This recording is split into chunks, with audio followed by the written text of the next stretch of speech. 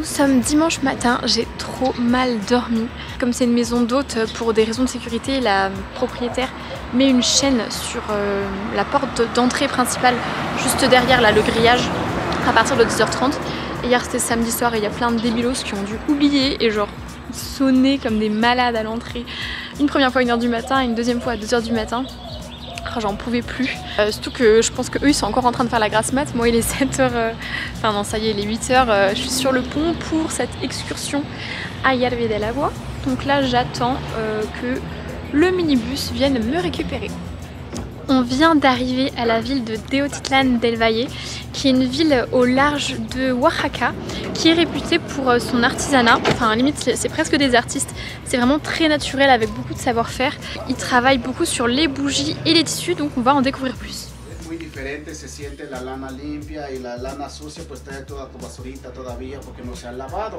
Le mec vient nous donner des explications, c'est assez fou. Genre, regardez toutes les couleurs de laine avec lesquelles ils travaillent et tout est 100% naturel. C'est que fait avec des plantes, de la cochenille, de la grenade. Enfin, vraiment, c'est ouf. Je vais vous montrer ça. Genre, voilà la laine naturelle.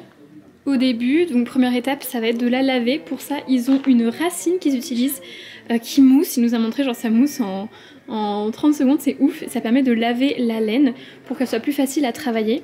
Après, ils la mettent... je sais pas trop comment vous décrire, enfin vous voyez c'est sous forme de boule là, et ils la brossent en fait pour qu'elle soit plus facile à travailler.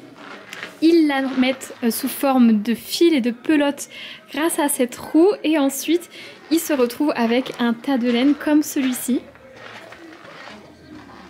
qui vont pouvoir teindre avec toute cette ribambelle de plantes etc. C'est assez fou, genre vous voyez toutes ces tonalités de rouge et de violet, c'est fait à base de cochenille et selon qu'ils mettent du bicarbonate de soude ça va être plus violet, selon qu'ils mettent du citron avec l'acidité ça va devenir plus ou moins orange, enfin vraiment c'est ouf. Toutes les déclinaisons, ça vous voyez c'est de la peau de grenade, ça permet d'obtenir un certain une teinte de jaune un petit peu foncé avec le fruit de la grenade et une de ces poudres blanches, je sais pas comment ça s'appelle, c'est un truc qui a l'air typique d'ici. Ils obtiennent un vert turquoise qui est assez ouf. Ils ont cette pierre bleutée qui est en fait une feuille fermentée. Je sais, c'est dingue. Franchement, c'est comme de la pierre quoi, mais c'est une feuille. Ça permet d'obtenir du bleu. Franchement, c'est assez dingue. Aquí se está haciendo una pieza, mire, que se llama Aire en Movimiento de los Mayas. Este es un diseño que es formando el diseño.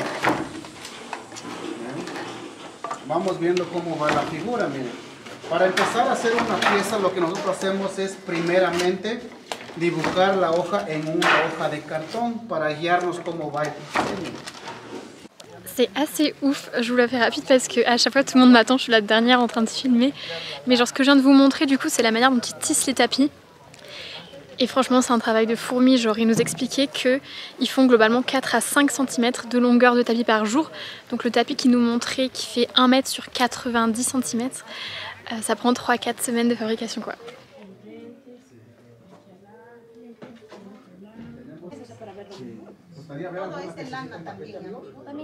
Bienvenue au centre archéologique de Mitla, qui est un centre, il y a eu plein de croisements au niveau culture au Mexique.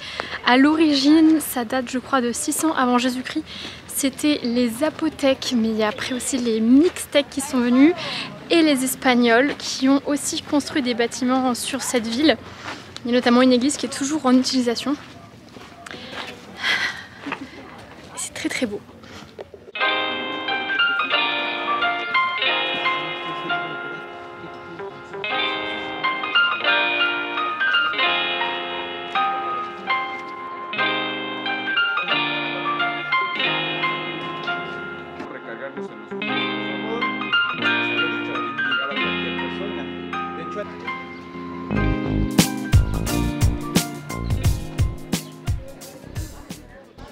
Du coup, ce que je viens de vous faire visiter, c'est le temple du prêtre. Parce qu'il faut savoir que Mitla, c'est une cité qui portait le nom globalement d'inframonde, ou de lieu où les âmes passent. En gros, c'est l'idée. Donc j'imagine que c'était hyper important au niveau religieux comme endroit. Et donc là, ce qu'on vient juste de voir, c'était le temple du prêtre. Avant-dernier stop de cette journée bien remplie, on vient d'arriver à Yerbe del Agua. Je vais être très honnête, je suis très contente d'avoir pris un tour et de ne pas être en road trip parce que c'est vraiment des petites routes de campagne mexicaine. Franchement, faut connaître le chemin, genre il est marqué sur des poteaux électriques au feutre Yerbe del Agua avec une flèche. Clairement, j'aurais été avec, au volant de ma voiture, j'aurais pas été hyper sereine. Donc là, c'est bon, on vient d'arriver, on reste 2 heures globalement. Et en fait, il y a 2 options. Je découvre un peu au fur et à mesure, il y a 2 options. La première, c'est d'aller faire une rando de 40-50 minutes. Enfin une petite rando pour aller voir les cascades pétrifiées. Et on peut aussi se baigner dans des bassins. Donc moi, évidemment, qui veux toujours tout faire, tout découvrir, je me suis chauffée pour faire la petite rando, aller voir les cascades pétrifiées et dans le temps qui me reste, pouvoir me baigner peut-être un petit peu dans les bassins.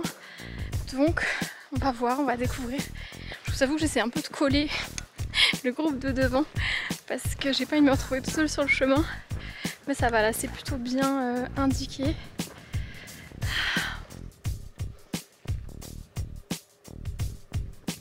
Voilà à quoi ça ressemble. Je pense pas, j'ai pas l'impression qu'on puisse descendre plus bas pour le point de vue.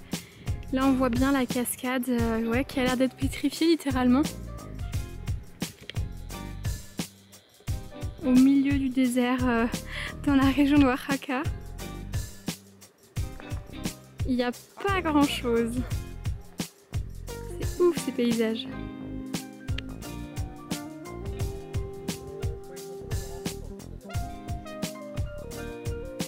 Ok, on peut descendre plus. Je me disais bien que j'avais pas l'impression d'avoir descendu pendant 20 minutes. C'est quand même assez impressionnant.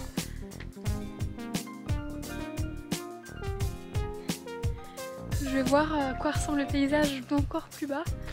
C'est assez ouf. Avec tous les cactus en plus, c'est super cool. Voilà à quoi ressemble la vue d'en bas. En vrai, vous m'entendez, je suis essoufflée. En vrai, le chemin continue. Parce que je me rends pas compte s'il y a d'autres cascades pétrifiées qu'on peut voir d'en bas. Je vous avoue que je suis toute seule. On est hyper isolé, il n'y a pas de réseau ni rien. Et je sais pas où mène ce chemin, ça se trouve il va jusqu'en bas de la vallée, donc je vais pas trop m'amuser à le prendre. Je pense que j'ai déjà un très bel aperçu ici. Et de toute façon j'ai déjà quand même 20 minutes de montée en mode marche d'escalier sous le cagnard qui m'attendent. Donc ça va suffire. Je vous assure de base, j'ai un bon cardio. Mais alors là les marches, dans la chaleur et la sécheresse, c'est quoi le chemin ? Voilà. Et vous savez quoi? Un mois de pilote à Playa del Carmen. J'étais hyper contente. Je suis toujours. Mais mon petit hit et la boxe, là je le sens, tu vois. J'ai besoin de décrasser un petit peu tout ça.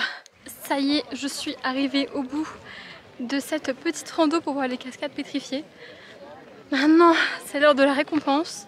Je suis aux piscines naturelles où je vais pouvoir me tremper et me rafraîchir.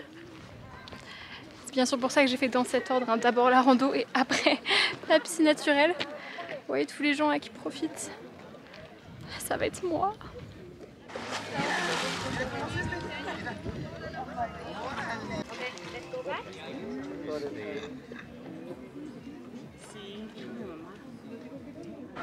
Dernière étape de cette longue journée, très intéressante journée mais longue et quand même un peu fatigante. Là on est arrivé dans une fabrique de mezcal qui va du coup tout nous expliquer sur la fabrication du mezcal, sans blague. Et on va faire une petite dégustation, donc ça va être super cool, j'ai hâte d'en savoir plus. Par contre les gars, après cette journée hyper fatigante, la nuit que j'ai passée, la chaleur, je pense que je vais rouler, je pense que je vais dormir après cette dégustation de mezcal.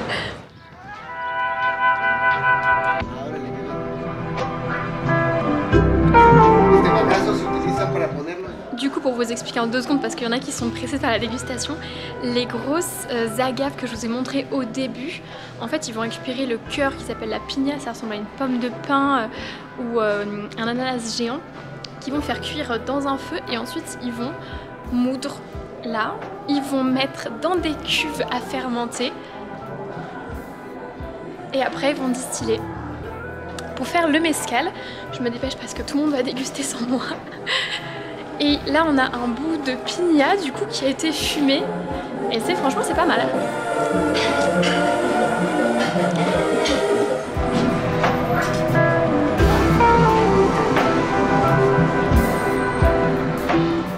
Ça y est, je suis bien rentrée à l'hôtel. Je m'apprête à ressortir, me chercher un petit resto. C'était une très très bonne journée. Franchement, on a enchaîné comme vous avez pu le remarquer.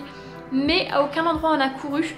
C'était un peu le truc qui me faisait peur quand j'ai découvert le programme de la journée. Je me suis dit ok, on va le faire à l'arrache, juste histoire de checker, c'est bon, c'est fait et on va pas du tout profiter. Et au final, on est resté le bon temps, je trouve, à chaque endroit, donc c'était plutôt cool. Très satisfaite de cette petite journée.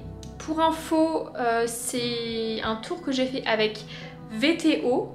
J'étais très satisfaite, je sais pas quels sont les autres tours opérateurs qui existent, je ne saurais pas vous dire s'ils sont mieux ou moins bien que VTO, en tout cas mon expérience c'est avec eux et j'ai trouvé ça plutôt bien. C'était 300 pesos la journée, sachant que c'est que le transport et l'encadrement, il fallait payer aussi certaines entrées, la nourriture et voilà. Très très bonne journée, pas encore terminée, je vais me trouver un resto, vraiment je vais prendre un truc à 2 pas, j'ai envie de prendre une douche. J'ai envie de dormir, donc voilà. Bref, à demain. Nouvelle journée sous le soleil de Oaxaca. Ce matin, je viens juste de passer à la station de bus ADO parce que du coup c'est ma dernière matinée ici. Je vais aller cet après-midi à Puerto Escondido sur la côte pacifique, qui a 3 heures en bus. Donc là, pour cette dernière matinée à Oaxaca, je vais essayer de faire le jardin botanique qui a l'air vraiment très très beau. Je crois que je vous en ai déjà parlé, mais je voulais le faire samedi, sauf que c'est que sur visite guidée. Donc ça, faut vraiment penser à regarder avant d'essayer de s'y rendre. C'est que sur visite guidée, les horaires sont différents selon que c'est en semaine ou le week-end. Donc là, typiquement, il y a une visite à 10 h et là, je vais essayer de faire la visite de 11 h.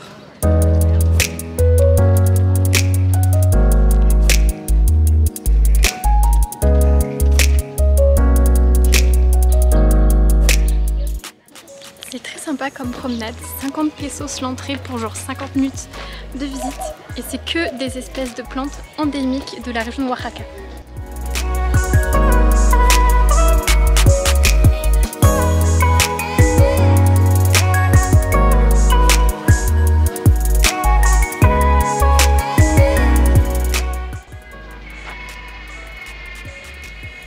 Clairement, si vous êtes comme moi et que vous avez une passion pour les cactus, c'est le bon endroit. Bon bah ça y est, j'ai fini la visite du jardin botanique de Oaxaca. Franchement c'était une très très belle balade. Au début j'étais un petit peu déçue parce qu'on passe par des plantes pas forcément très impressionnantes au début.